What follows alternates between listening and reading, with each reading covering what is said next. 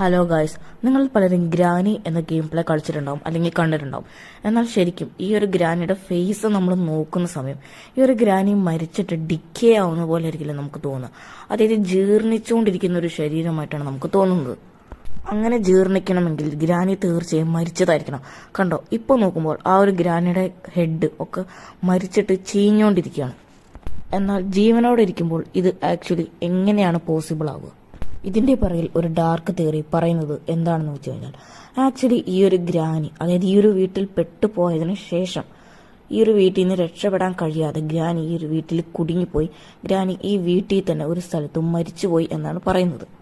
എന്നാൽ ഈ ഒരു വീട് ആക്ച്വലി കേഴ്സ്ഡ് ആയതുകൊണ്ട് തന്നെ ആ ഒരു വീട് ഗ്രാനിയുടെ ബോഡി, അതായത് ഗ്രാനിയുടെ ഡെഡ് ബോഡി കൺട്രോൾ ചെയ്ത് ഗ്രാനിക്ക് വീണ്ടും ജീവൻ നൽകി. അതായത് ഗ്രാനിയുടെ ഡെഡ് ബോഡി കൺട്രോൾ ചെയ്തുകൊണ്ടിരിക്കുന്നു. അതുകൊണ്ടാണ് നമ്മൾ ഗ്രാനിയെ നോക്കുന്ന സമയം ഗ്രാനി ഇങ്ങനെ ജീർണിച്ച നിലയിൽ കാണുന്നത്.